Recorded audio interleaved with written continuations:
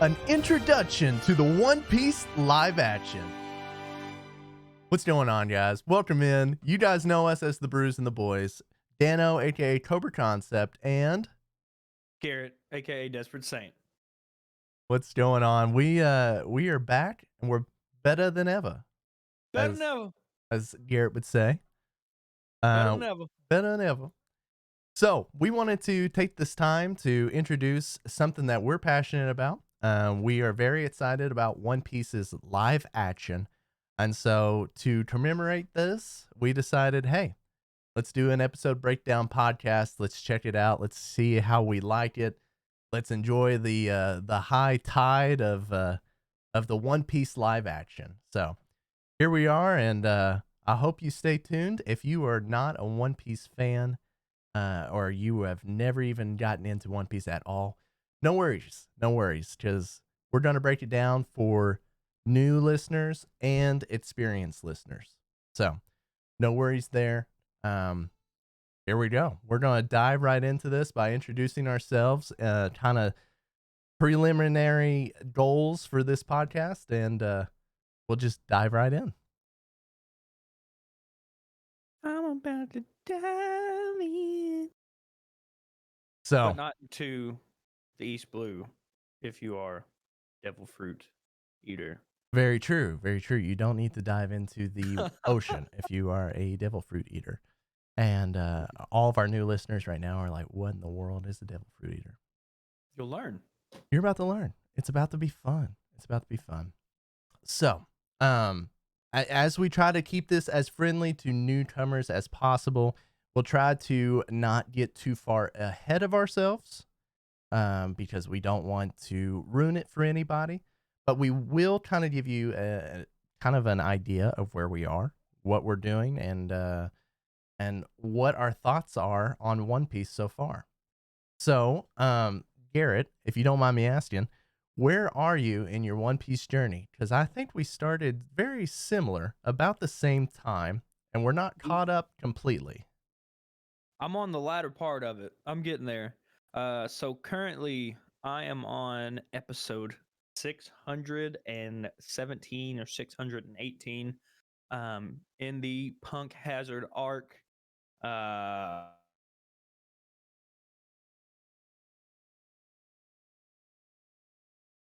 with me. I think you froze. Garrett, come back. No.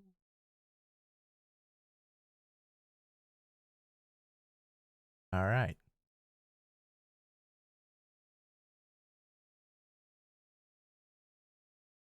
Surely he's going to come back here in a second.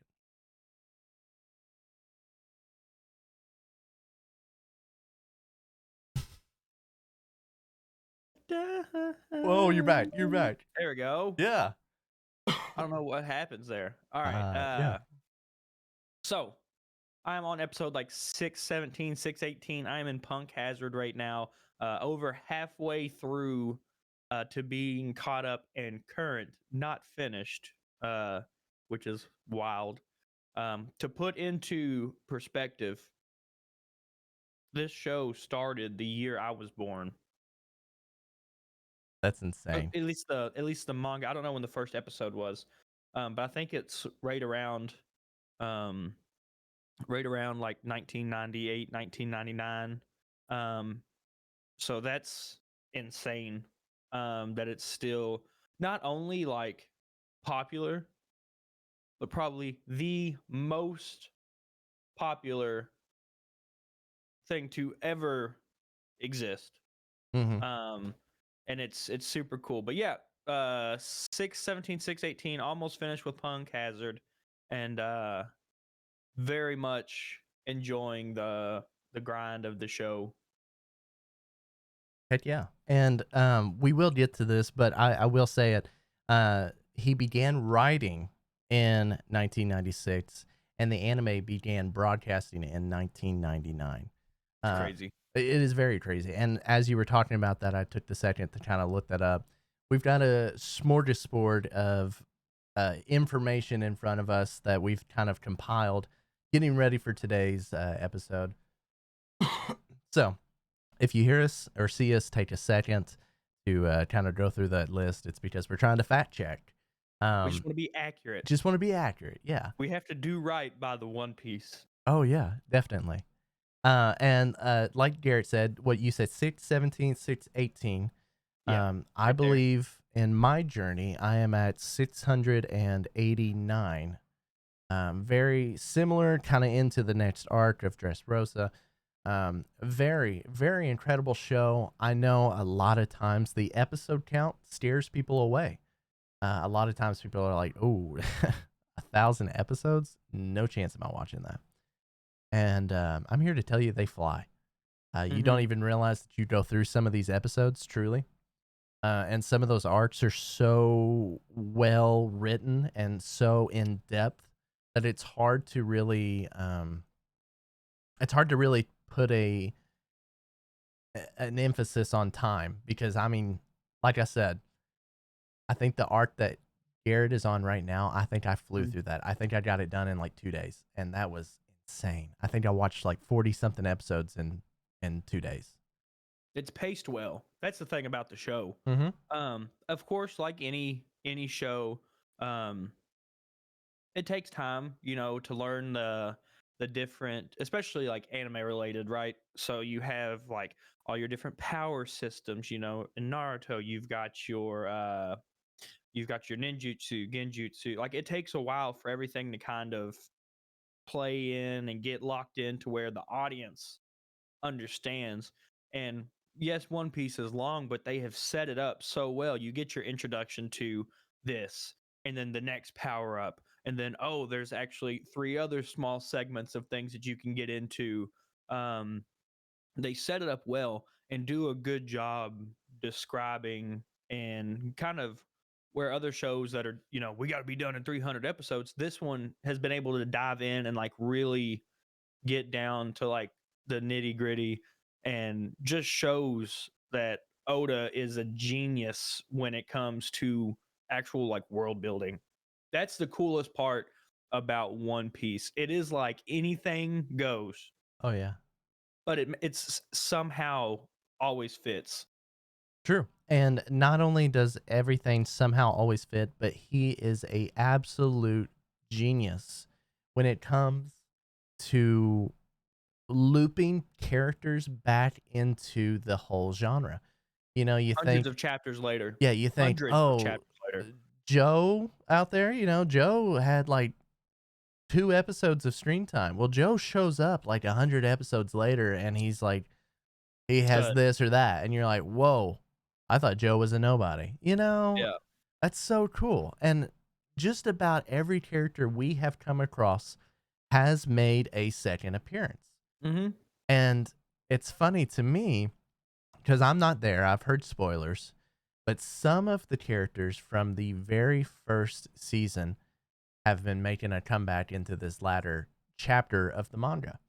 And I'm not going to spoil any names, but we will see it in the live action. So, for all of those One Piece fans out there that already know who I'm talking about, um, it's going to be a pretty cool thing to see. But for those Hmm. who don't know, we don't want to spoil it for you. So, I guess we better start talking about the One Piece live action. What do you think, Garrett? You want to hop right into that? Yeah, so with all the stuff we're talking about, it's kind of hard to visualize, but you yourself will be able to visualize it on August 31st, which is actually this coming up Thursday. Um, and it's going to be an entire release of the season all at one go. This first season covers the East Blue Saga. So in anime, you have like, or in manga, you have like just individual chapters, you have arcs, and then you have sagas. Sagas being the entire grouping of all said arcs in one certain area. So this specific season covers the East Blue Saga, which is the entire beginning and coming together of, I say, the core Straw Hat Pirates, um, which in the actual anime itself is about 51 episodes. This one here, of course, being live action, they're going to condense it down into 8, right? Yeah. Yep. Yeah, That is 8 correct. episodes. Um, and it's going to I'm very, very excited to see how this plays out. Because instantly off the bat, getting to meet one Oh, I think we froze again. oh, really? Oh, you're back. You're back.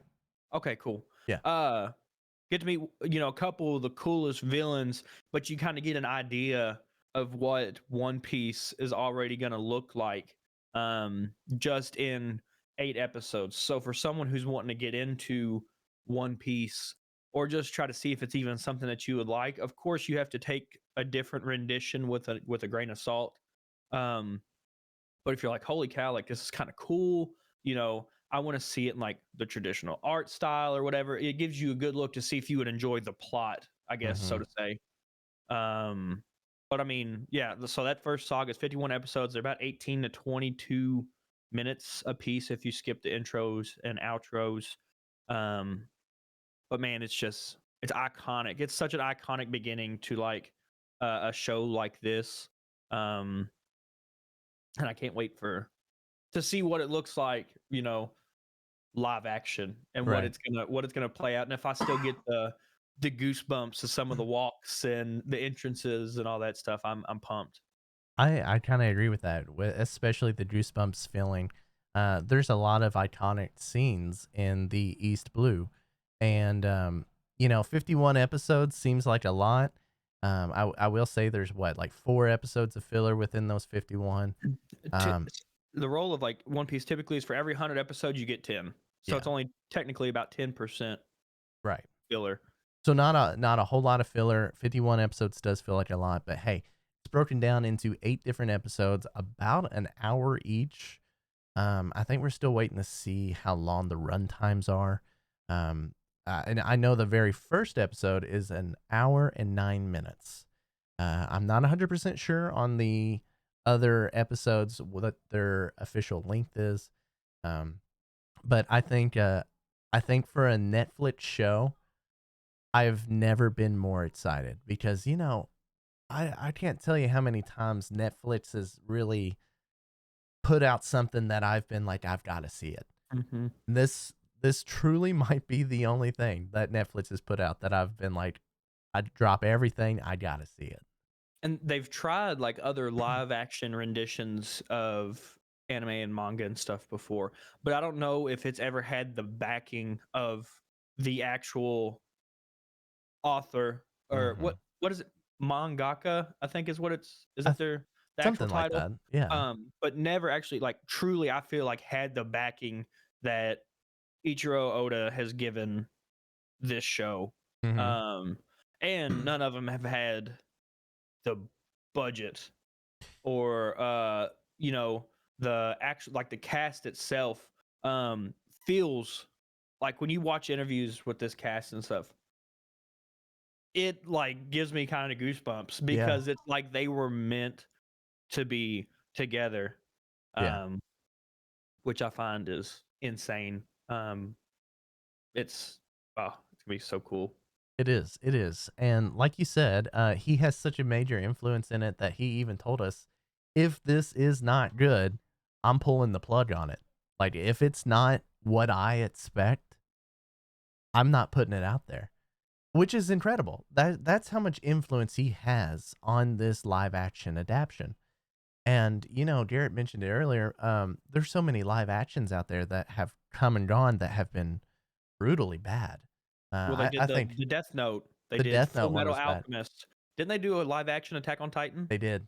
Oh gosh, it And was brutal. not that they're terrible. I don't feel like they did the work of art justice. So for like all the just anime fans in general, everyone knows Attack on Titan is a piece of art when it comes to the actual manga and the show. The same with One Piece. One Piece is like the 16th chapel, of anime. I mean, really. I No, mean, I get that. That was a good analogy. it's been about the longest running, and it is becoming even more popular now than it ever has been. And I had seen a discussion, and it was pretty cool. It's like, everyone wants to be a part of it. Hmm. Like So you had the people who didn't really care for, say, Harry Potter, because at the time Harry Potter was the biggest piece of selling fiction to ever exist. Regardless if you liked it or not, you watched it because you wanted to be a part of it. You Right. wanted to be a part of the discussion, and that's how One Piece is getting. I mean, you've got people who have never watched anime before, and they're jumping in to One Piece because they want to know about the kid who's going to become the king of the pirates. Oh yeah. And it's just like it's insane. It's insane the influence that this show has and that Ichiro Oda has created from like a little studio by himself, starting out to where he is now. Mhm. And I do want to throw this stat out here. I know I've got it listed later on, but you brought it up, and I think it's a perfect Hmm. time. You said Harry Potter being a work of fiction, very well known. Who hasn't heard of Harry Potter? World renowned, yeah. World renowned, yeah. So then, you look back at some of the facts and the statistics and whatnot, and I found it wild. And I had to double check this on multiple sites before, but this series as the manga has surpassed Harry Potter as the best selling work of fiction in history as of 2022. It's Just how crazy. world renowned One Piece is, boom. Everybody's heard of Harry Potter. And if you haven't heard of Harry Potter, you might be living under a rock. You know what I'm Hmm. saying?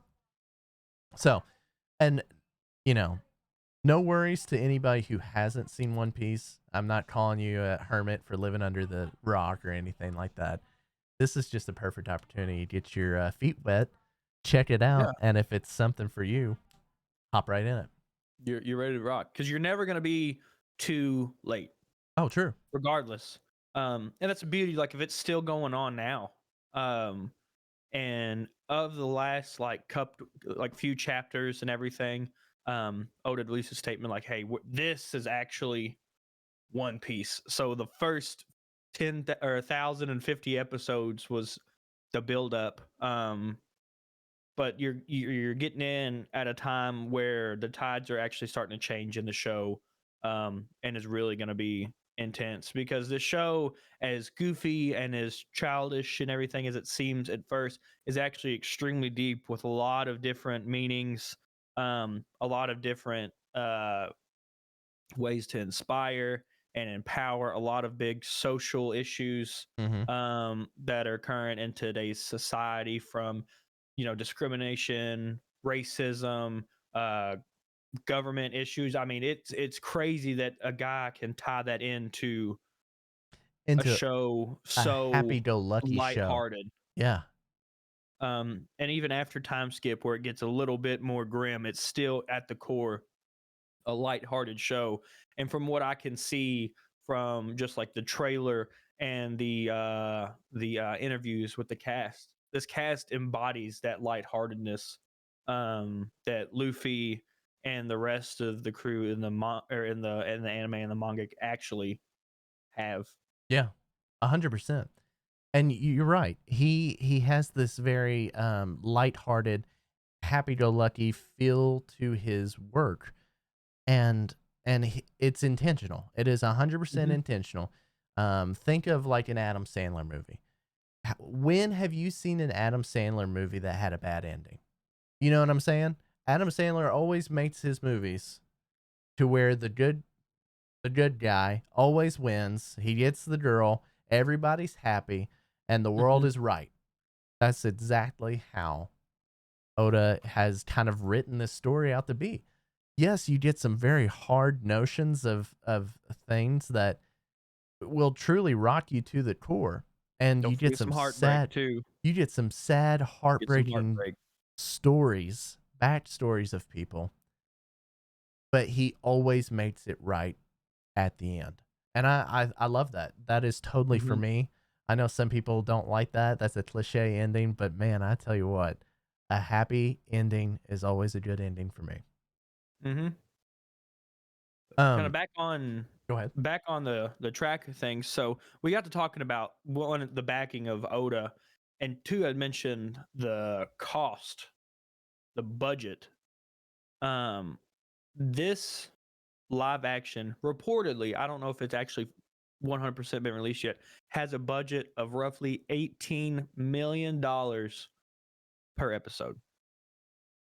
That's a So lot of money for an that's a episode. lot of money. And just we'll put it into perspective with some of these. So Mandalorian, great looking show, great effects, 15 million an episode. 15 million for a popular Star Wars canon show. Game of Thrones, the Game of Thrones, 15 million per And episode. and I should have put this on the notes, but that's latter Game of Thrones. You know, beginning Game of Thrones season 1 like 5 million maybe. 15 House of the million latter Game of Thrones. Oh, I think you froze. No. Man, we are unlucky today. It might be me, honestly. I'm not really sure why Garrett keeps freezing on me.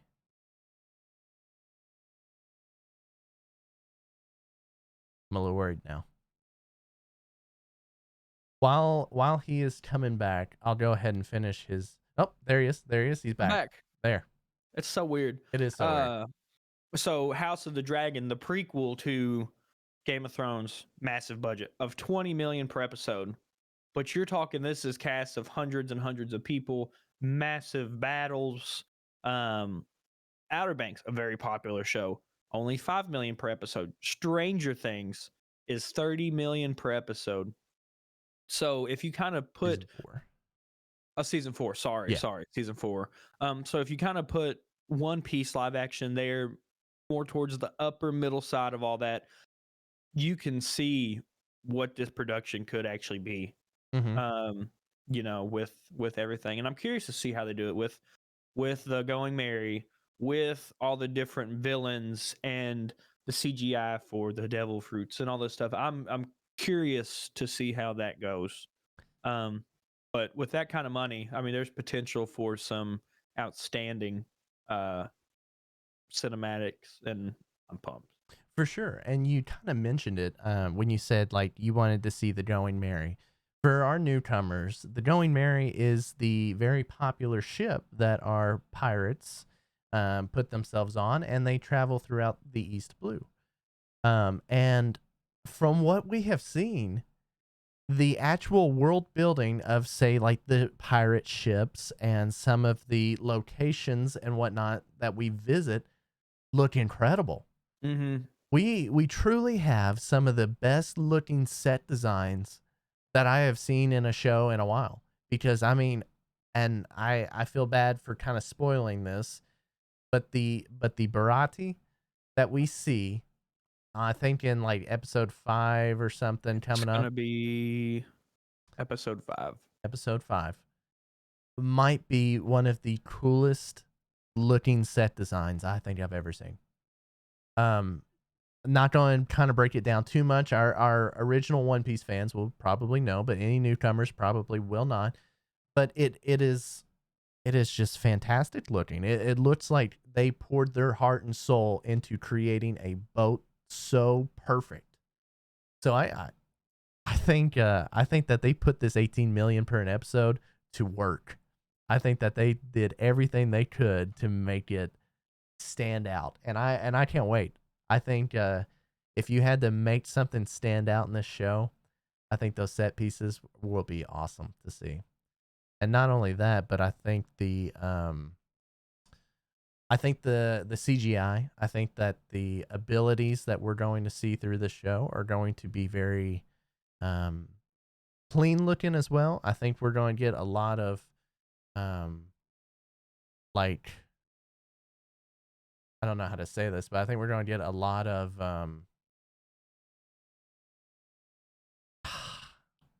I don't know. I think we're going to get a lot of fight scenes that are going to kind of look a little wonky, maybe. Mm-hmm. But I think as well as we can do it in a live action is going to be taken considered. Yeah. So, and sorry, I agree. Garrett, I kind of went on. I don't know if you had anything to add to No, that. you're You good. froze for me, so I just was rolling. You're good. I I just wanted to throw this in there. I decided I'd do a little bit of looking up too. So for the average episode of One Piece in the anime, average budget is about $80,000 to $100,000 per episode there. Of course, you can do a lot more with animation than you can live action, but that shows you the type of justice they have to do this show um, For in sure. order for it to get the backing the way it does. Trying to find where we're at here. But I But think that's cool. 80,000. That's insane. 80 to 100, which I'd say that's probably for the newer episodes Right. now. More or less like from in the beginning, because I know like Demon Slayer roughly has about $50 to $55,000 budget per episode. So it shows you where the animation quality really is, especially for them. See some of these last episodes of current One Piece.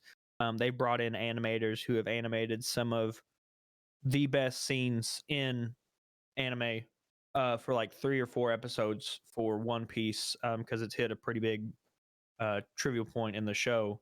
Uh, but yeah, so I mean, 100,000, 80 to 100,000 for the actual anime, 18 million per episode for the live action. And like you're saying, there's only so much you can do with a live action to make it what it is.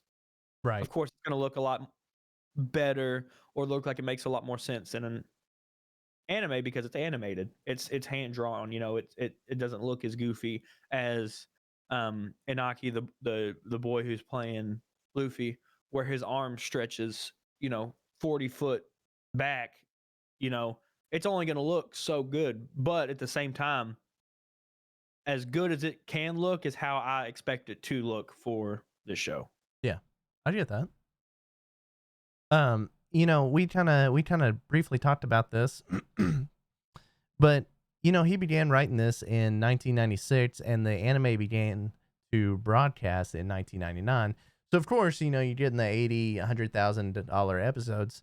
Well, 1999, of course, that didn't cost that. The animation was a little goofy. It was a little slower. It was a little Mm-hmm. not up to today's standards. But I mean, the humor was there. I Yeah. truly. But I find this incredible. This is a fun little fact for you.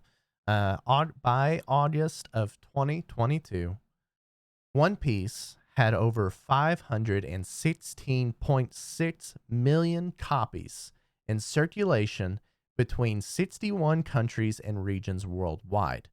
This makes it the best selling comic series printed in book volume. Wow.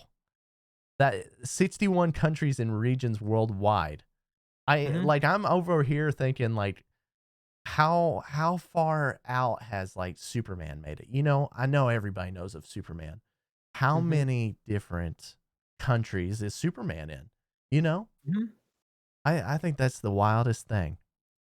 I can't believe how many millions of copies are in circulation. Makes me want to It's collect the crazy. manga. So in 2016 is when One Piece surpassed 400 million copies in print. So that in 5 years, or what's that? 4, 5, 6 years. Mm-hmm. In 6 years, it sold 100 million copies. I don't think it's easy enough to like wrap your head around 100 million copies. That's a lot, and I mean that's the only way I can describe that. Yeah. Like 100 million copies in 6 years, um, is wild, wild. That's Um, one of those numbers that you just have to sit there and think like, how? How do you get to that? You know? By being the best. No, I'm kidding. Oh, that is so cool. I mean, I'm seeing this stat again. Again, it passed Harry Potter as the best-selling work of fiction in 2022. Um, I thought this was another interesting fact to kind of tie along with that, is that Oda himself has a net worth of 230 million, and the franchise has a net worth of 20.9 billion. Oh my gosh. All right. And not to mention, he is listed as number 10 for the top geniuses of the Reiwa era, and I had to kind of look that up. I wasn't 100% sure what that was. I believe that was from 2019 to 2022. I'm not entirely sure what the Reiwa era is, and I was not 100% sure what that fact was. Uh, I think, Jared, are you typing something? Yeah, I'm looking it up right now. Okay. I see. But anyways, I was kind of blown away by that. Definitely something I should have added. I never got back to going to that. So while Garrett looks that up, I'll kind of jump around on a few more fun facts about One Piece.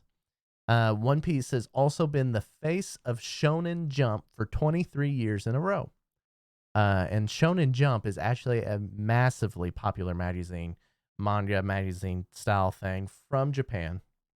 Um, and I know I'm not doing this justice because I am not somebody who collects the Shonen Jump, but that is like the bread and butter of anything anime manga related. And Hmm. One Piece has been the face for 23 years. It's looking like it began May of 2019. The Reiwa It's a era. here. Yeah. Okay. Which there was some pretty big names on there. A lot of them I was not entirely sure of, but they range from different things. There was artists on there, there was musicians, and then there was Oda. Several different types of geniuses were listed, and I thought that was kind of cool because clearly he was um, well known enough to be put on this as one of the top 10. So, um, Garrett, you might be frozen again. Something is up. I don't think we've ever had so many issues with that. Um, to kind of go along until he comes back. Um, for the release of One Piece Film Red. Oh, he's back. Did you have Hello. anything to add to that? No, I was good. I'm Okay. good. Thank you. No, you're good. You're good. I don't want to skip you. I just, when I see that you're frozen, I just start rambling. You're good. So for the release of One Piece Film Red, One Piece took over Times Square in New York, which I thought was really cool. And at the fact of putting that, that was the only time. But after I have written that, they have already started putting One Piece in different popular spots in New York. I don't think it's taken over Times Square, but the live action has been on display for multiple ads for the past day and a half, I guess. Mm-hmm. I've been seeing it all over TikTok, on Instagram, Twitter, you name it. Some really cool advertisements, especially that one board that's like, it's like flat on one side and then it like turns the corner and it's like, what, 7 feet towards the other way. So it looks like it wraps around the building. Mm-hmm. So I love those. I've seen like Jurassic Park. I've seen like dinosaurs coming out to try to grab you or something. Well, this one has the Going Merry, the boat going across, waves splashing, the Jolly Roger being shown. It looks really cool. I'm kind of blown away by it. It's gonna be sweet. For sure. For sure. But I'm curious to see if, which I guess I'll say you have the back of Netflix, but the one, the most current episode had the backing of Crunchyroll and Funimation. I'm curious to see what this does to the internet, what the last episode did. So the last episode of One Piece, or probably last two, um, massive uh transformation, um, like legitimately destroyed parts of the internet. Mm-hmm. Um, And for the like site. to Go kind ahead. of throw in a little intro, myself and Garrett have not reached this part, but we have been spoiled to this part already. Like we Mhm. have seen this already because it's just everywhere. It's all over social media. It's hard to avoid it. Avoid. Yeah, Which I mean, it's probably the biggest part in One Piece thus far. I would agree. but like 97 countries around the world suffered from internet crashes and not being able to view the episode for hours after release. So like imagine like you stay up late and or to watch this depending on where you're at, or you get up super early to watch this and you cannot watch it because it throttled so hard because everyone else in 97 countries was trying to watch this at the same time. Mm-hmm. That's just so wild. And not only that, not only was the internet broken and people suffered from site crashing, not being able to watch it for hours, there were still 100,000 likes on the episode on Crunchyroll alone 2 hours after its release. That's like probably half the amount of people who were trying to watch that still not even being able to like the episode. Mm-hmm. So I wonder, I'm going to have to look this up now because I'm curious. At the time of our recording on August 28th of 2023, that episode, hold on, I got to find it. Got to scroll all the way to the bottom. I bet it's crazy.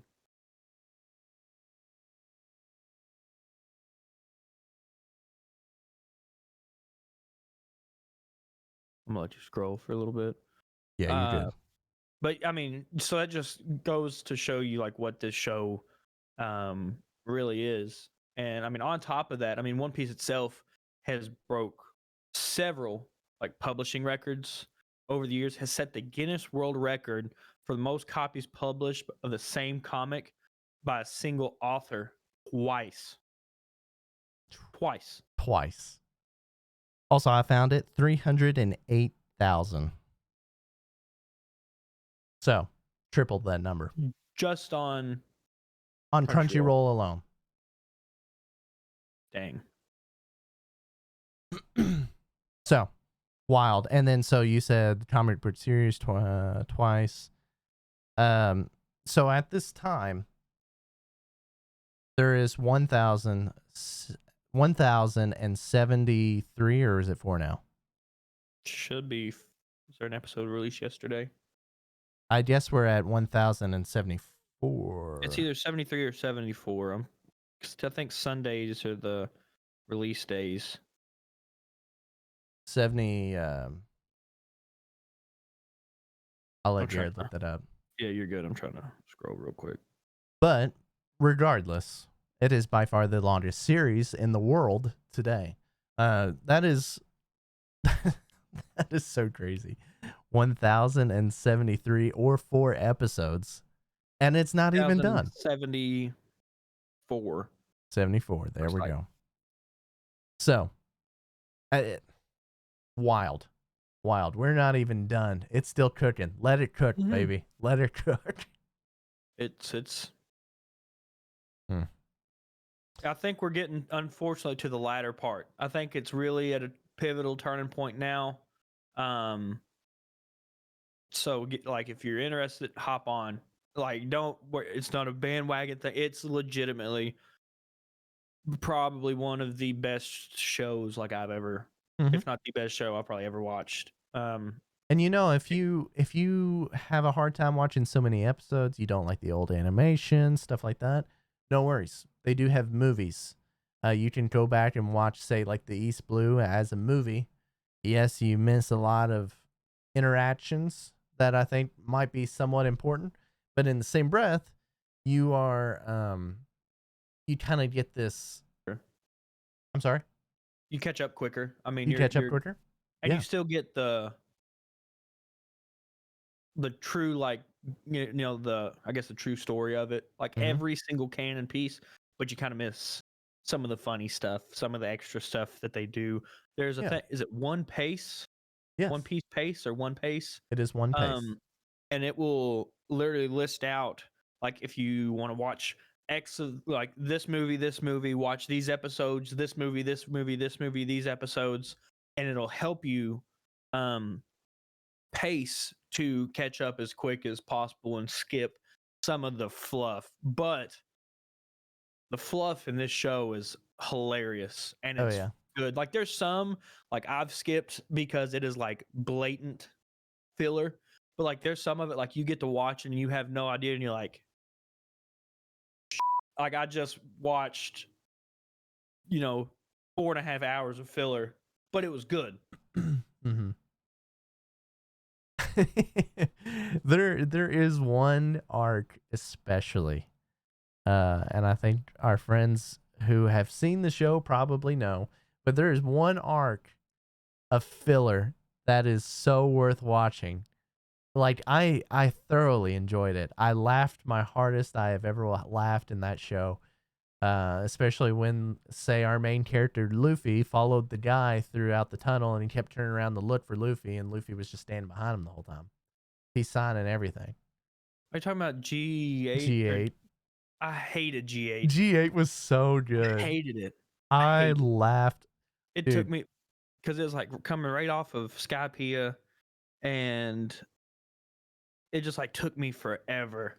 It's because like I said earlier, the filler in One Piece like legitimately after every major arc is like 10 episodes and then you're right in like if you ever do watch it and you want to skip filler, you finish the first arc, you skip 10 episodes and you will start the next one. Yeah. G8 was the stupidest No. thing, but it was funny. It was funny. I'll give it that. I think about that Um, octopus scene every time. when he pulls it out of his pants.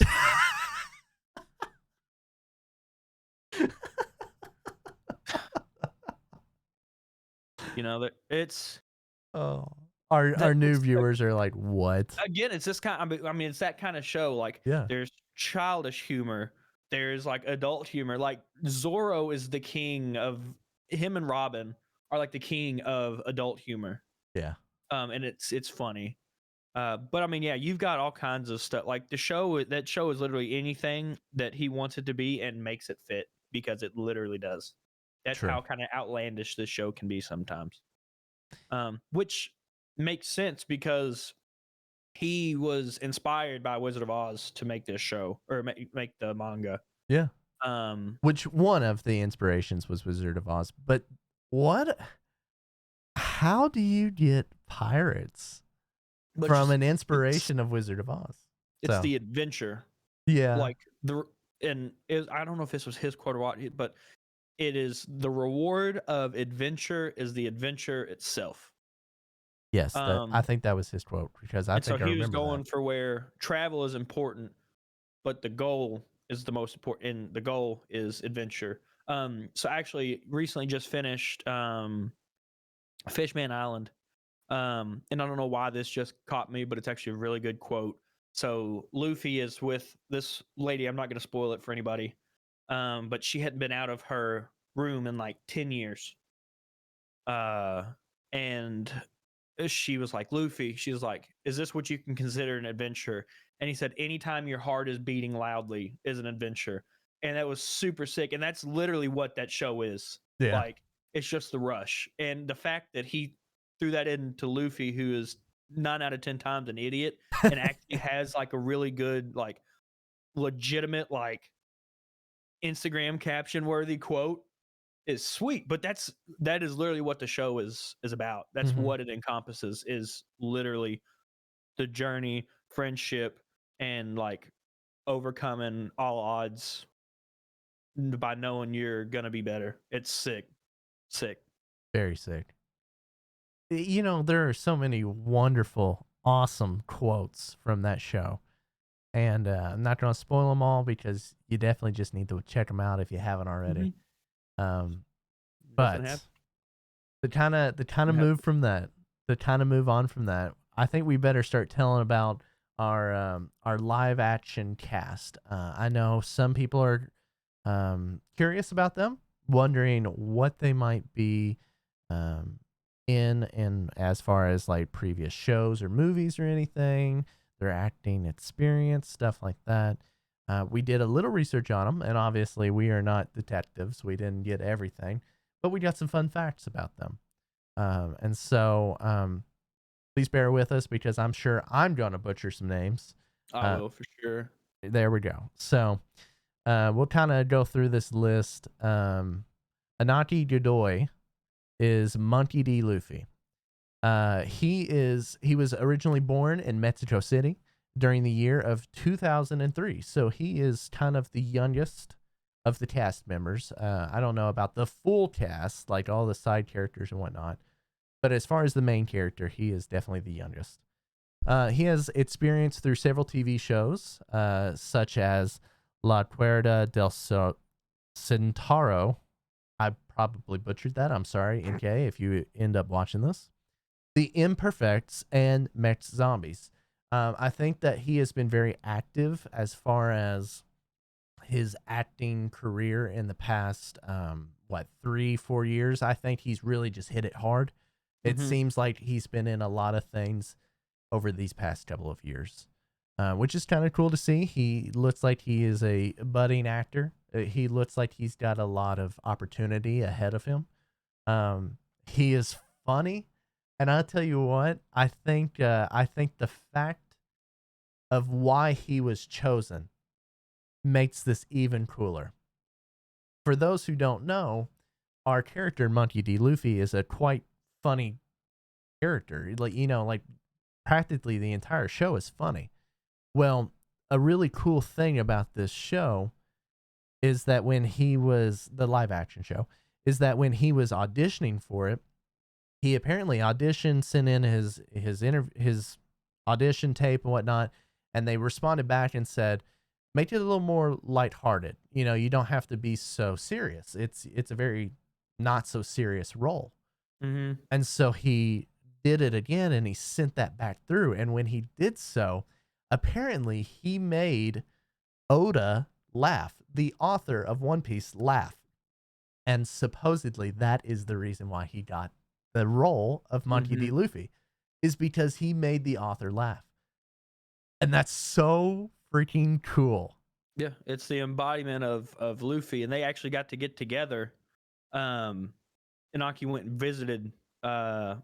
I guess it was in Japan. Mm-hmm. Just to talk, and at the end, Inaki brings Oda his own drawing of Luffy. And they talk and they hug, and he was telling him how, he made him laugh, which is what they're after, because that's what Luffy is. He's like, he's freedom, he's he's happiness is kind of his character. And at the end of it, he told him that Oda had told Inaki that he was glad he was born to be put in a position to play Luffy, which is really cool. And in the interview, I mean, Inaki is crying. I mean, he's I bawling. would too. But I mean, this is a massive role for. You froze. Hold on to that thought. A massive role for.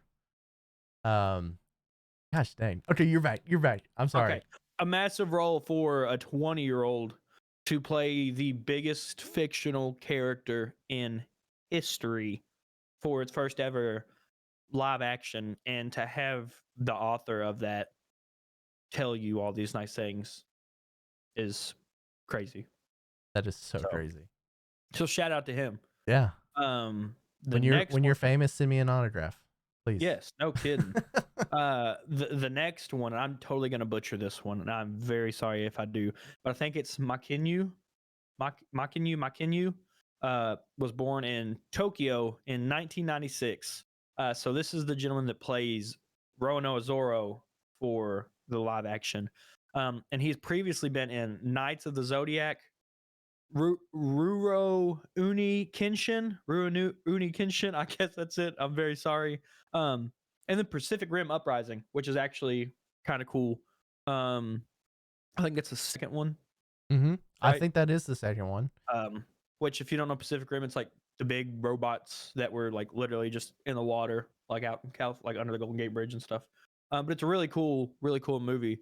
Um, but yeah, he so this is the gentleman that plays Zoro. He froze. This is the gentleman who plays Zorro. Is the last I got from you when you come back. Uh, and while you're kind of frozen, I have seen Pacific Rim, and I ended up watching Pacific Rim Uprising, and I never put 2 and 2 together. And when I started looking through all the, the research of what they were in and whatnot, I found that he was in Pacific Rim Uprising, and I had to backtrack. I went back and watched it and saw some scenes with him in it and was like, "Oh my gosh, I never knew." Mhm. So, you're back now. Am I back? You're back now. Uh, so a little side piece here real quick. In the manga, I can't remember what chapter it was. Sometimes Oda would do like these little like off topic kind of things at the end of it. And he was going over like the nationalities of all the different the characters Mhm. from Luffy to Usopp and all that. Um and they're pretty darn close to how they actually did the live action cast. So like Luffy would technically be like Brazilian, really close with Anaki being from Mexico City. Zoro, of course, Japanese. He is Japanese. Nami was Swedish, I believe. Swedish or Um, Switzerland? I thought it was Swedish, though. and so, which the lady who plays her is from Minnesota, but understandable. Um, Usopp is Jamaican. The gentleman who plays Usopp in the live action is Jamaican, and the last one was Sanji, who would be French, I believe. But the gentleman who plays Sanji is from the Canary Islands. So still, it's cool that they used some of the influence Yeah. of like the nationalities of the different characters in the actual live action, which I thought was pretty cool, pretty fun little ad. Mhm. Um, but go ahead, I No, just want you're to throw good. that You're back good, because and that is super cool. And to kind of go back to our Minnesota native, Emily Rudd is the character who, or the person who's going to play our character Nami. She was born during 1993. She's known for the from some series like the Romanoffs, Hunters, and Fear Street. Fear Street Part Two. Um, I think it's pretty cool to kind of see how she's going to transition because hmm I think prior to this, she's had a lot of scary movie experience. And hmm I think this is going to be very interesting for her because it is not so much of a, obviously not a scary movie vibe. It's going to be it's a very, lighthearted vibe. very lighthearted, Mhm, very adventurous, very heartfelt. mhm, And I think this is going to be quite the change from what she has kind of done in the past. And judging by her, how she kind of characterizes herself from the trailers, she kind of feels like she's doing a very good job of portraying Nami, especially the very serious, not so trusting Nami that we're going to get at the beginning of the series, rather than the Nami that we're going to see later in the series. So I think I think that how she is right now is going to be perfect for this casting. Um, could potentially change after a certain scenario. So mhm. I guess we'll kind of see as far as that. Um, did you have anything you kind of cut out for me until just now? Did you have anything? Nope, Okay, you're cool. good. You hit it. Next up, we have our very loving Usopp, played by Jacob Romero, who was born in Jamaica in 1996. Funny enough, has experience in Grey's Anatomy, which I thought was pretty funny. Blair's Den and I guess it's a movie called Rap Shit. So curious to see how he does. I've seen again him in the trailers and in some of the interviews that they've done. Looks like he's gonna embody Usopp well. Usopp, little backstory, he is a prankster and a complete and total liar, and is scared of his own shadow, but gets down to it when you really need him. So I'm excited to see how he portrays Usopp. And like I said again, from trailers and interviews, he looks like he's going to do very well. I don't know much about him, minus kind of what's been on here. So I'm curious to see how it all pans out. Um, I'd like to throw in a few fun facts about him. So his experience in Grey's Anatomy, we were going through the casting, and I was showing my wife, some of the casting, who's going to play who. And before I even read that he was in Grey's Anatomy, she was just, he's in Grey's Anatomy. I know him. I've seen him. That's so cool. And like, it was just kind of a fun feeling to see that he was seen before the One Piece trailer for us, at least. I'm sure other people have seen him before, and I'm sure he is a phenomenal actor. But I have to say, aside from the nose, aside from the iconic Usopp nose, I think he might be the one I'm most excited about as far as Mhm. casting. Mhm. Just everything that we've gotten throughout those like two trailers and some like scenario scenes we've seen, he feels like Usopp. Like Yeah. I think his casting is awesome. So I Mhm. can't wait to see the episodes and see his rendition of our beloved Usopp. But I'm very excited for him. I think Yeah. he'll be cool. I am too. And then our final character, Taz Skylar, is going to be our Sanji. And Sanji, or Sanji, Taz was born in the Canary Islands during 1995.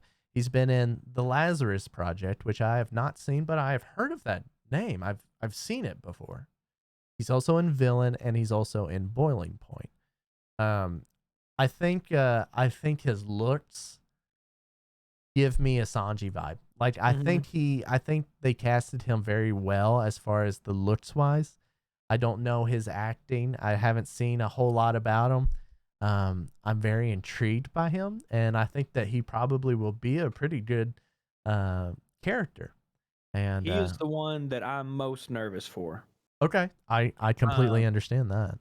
I think after watching his interviews and stuff, I'm very excited. He He fits the Zoro he vibe streams very Zoro. well. He just streams Um, Zoro. Emily, kind of hit or miss. From the trailer, looks great. Jacob, I think, is going to be great.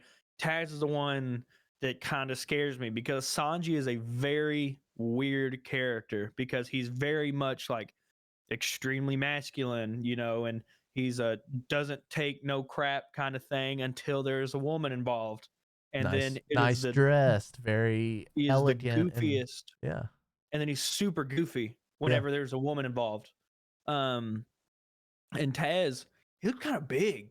I mean, I don't know if you watch. I mean, yeah. he's kind of like swole, and Sanji's like in the anime and the manga, of course. He's like a beanpole, like he's super skinny.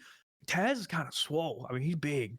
Which it does make sense because Sanji is a behemoth. He is a masterful uh, martial artist, cook, whatever you want to say. With the legs only, With the legs only, because a yes. cook can never hurt his hands. Yes.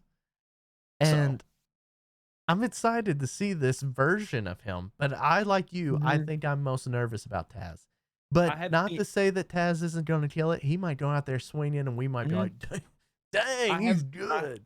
I have seen a scene of him kicking somebody with his hands in his pockets. I'm like, let's go. I'm Yeah. like, all right, all right. Perfect. At least they got it down. Um, but I'm very excited for this. It's good. They're starting right in the beginning. They're starting in Romance Dawn and the East Blue. So if something does go south, it's before major stuff. Um, but just from the interviews, I'm pretty pumped. I'm Pretty pretty pumped. pumped as well. And, so are a lot of other people apparently. There has been some early viewings. People have seen this prior to the release, and I think what 95% of the people said, "Whoa!" Like Mm-hmm. way beyond what I ever thought. There Mm-hmm. was there was all kinds of super fans, but there was also people that had never seen One Piece that Mm-hmm. said, "I would watch this. This is cool." So that gives me hope. It's not too far out there to the point that you're going to feel lost. But in the same breath, it's something that all of the One Piece fans can cling to and say, hey, this is a nice little rendition. Mm-hmm. And I think you put it perfectly when you said that it's not going to be, I'm trying to remember how you said it exactly, but you said something about how it's not going to be like it's going to be like a perfect avenue for somebody to get into the One Piece world. Yeah, And you because said it something differently, but you still get the plot. So like if you like the story and the world building, but you don't want to spend 50 episodes getting started, you get 8 episodes and figure out like, hey, do I like how like the direction of this is heading? And then if so, then like you can hop into the anime at any time. right. Um, but if you've never watched anime, if you've never watched One Piece anime, this would be a good start. You know, it's on Netflix. It's gonna be 8 episodes. You know, you spend a little bit of time and realize if you like the vibe of the show or not. Because I can tell they're probably gonna do a pretty good job about the atmosphere and everything of the One Piece world in the live action. Which we've only got like 3 days left, so I'm ready. I I'm know. excited. I'm so ready. It's going to be so good. And, to tie along with that, 8 episodes, people have loved it. People have been a fan of it. I have heard rumors that season 2 is like partially confirmed. Like, depending on how it does for everyone else, obviously, we'll debate if we want to reinstate a season 2 or not. Mm-hmm. But regardless, if you're on the fence about it, I say watch it, check it out. If it's not for you, it's not for you. We might get into it. We might watch the first episode and go, oh, well, I had such high expectations. Or we might watch it and go, whoa, turn on to Yeah, episode number 2. So I'm, find out in 3 days. we'll find out in 3 days. We are going to kind of break down these episodes as we go.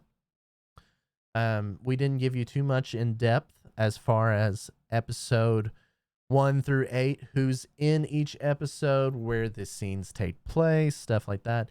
We're going to save those for the episode breakdowns themselves because we don't want to spoil anything for anybody who hasn't seen it.